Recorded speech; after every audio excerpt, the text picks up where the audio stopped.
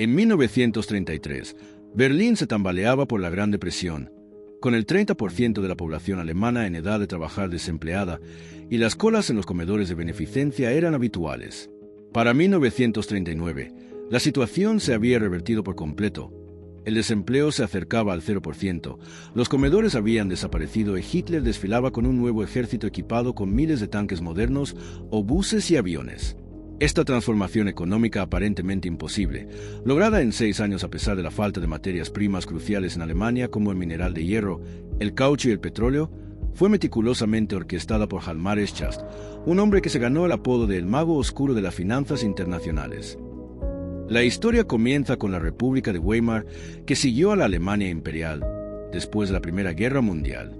La hiperinflación de 1923, que hizo que la moneda alemana perdiera su valor, no se debió simplemente a una mala comprensión económica, sino a una respuesta desesperada a la crisis de la balanza de pagos y a la enorme deuda de guerra causada por el Tratado de Versalles.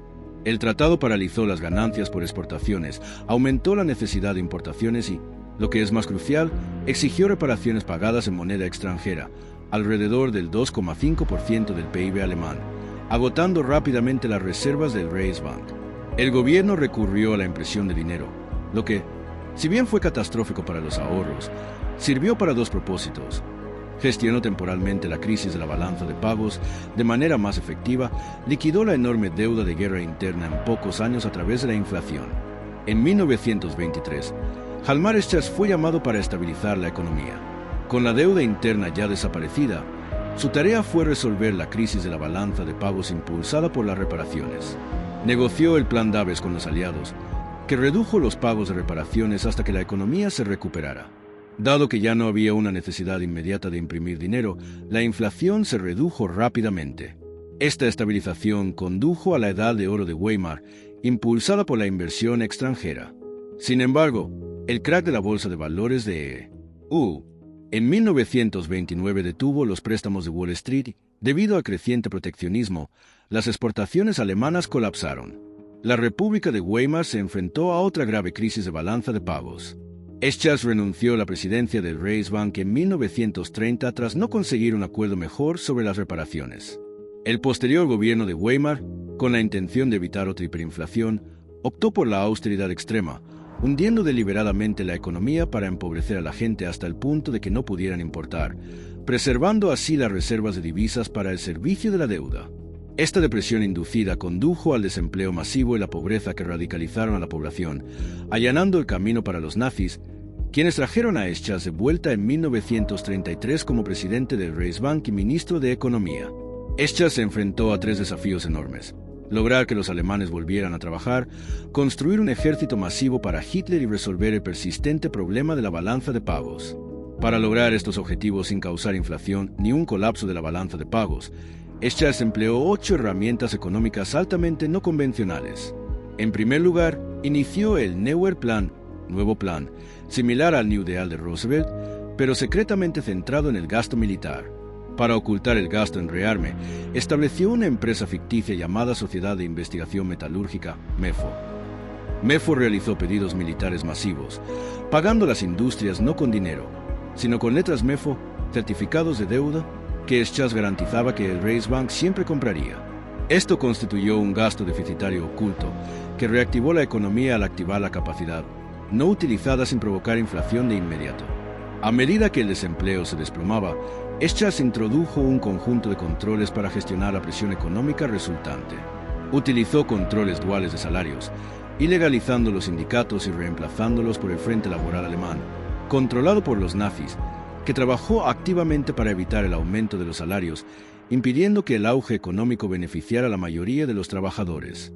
Luego implementó controles de precios, congelando gradualmente los precios, particularmente en categorías importadas, para contener la inflación. Dado que no se permitía que los precios subieran para satisfacer la demanda, la inflación fue reemplazada por la escasez. Para garantizar que los sectores estratégicos como el militar obtuvieran recursos, introdujo cuotas, donde su burocracia dictaba que sectores recibían materiales críticos como el acero y el carbón. Para abordar el persistente problema de la balanza de pagos, Schacht primero recurrió a un impago selectivo de deuda, negándose a pagar la mayor parte de las deudas de Alemania, especialmente las debidas a EE. que tenía poca influencia debido a sus altos aranceles sobre las exportaciones alemanas. Esto le dio tiempo, pero no resolvió el problema estructural. A continuación, introdujo controles de capital, obligando a todos los importadores alemanes a pasar por una extensa burocracia para justificar y recibir divisas para las compras en el extranjero. Para mantener las exportaciones competitivas frente a las monedas extranjeras devaluadas sin devaluar el Reichsmark, utilizó subsidios a los exportadores. Finalmente, y de forma más brutal, implementó controles de capital personal contra los emigrantes judíos.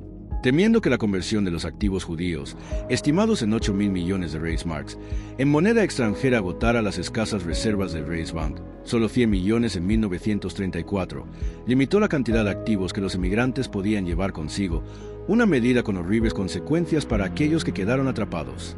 La solución de Eschach fue una reducción masiva de la libertad económica alemana.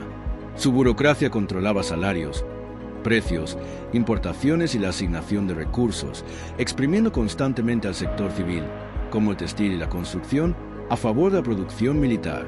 Esto no era comunismo, ya que las élites empresariales conservaron la propiedad, pero tuvo el costo de la libertad, ya que el Estado nazi aumentó drásticamente su control sobre las empresas alemanas.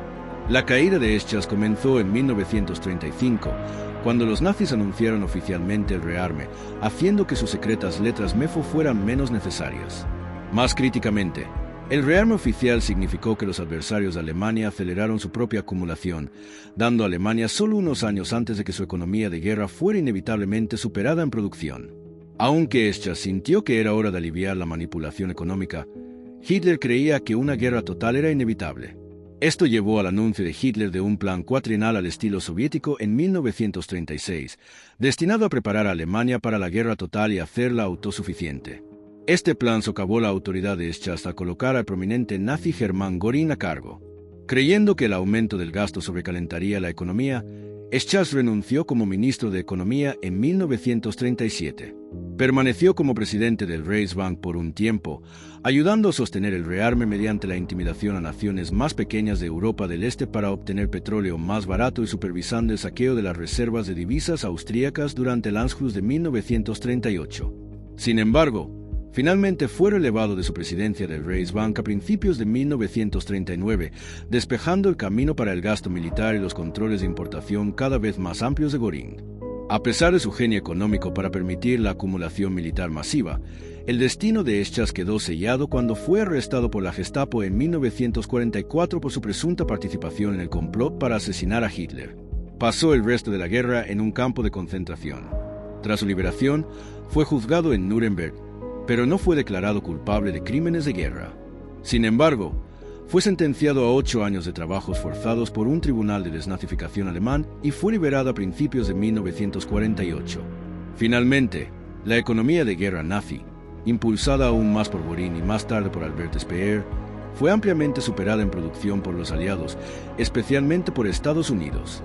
La triste verdad es que este milagro económico permitió la matanza de millones.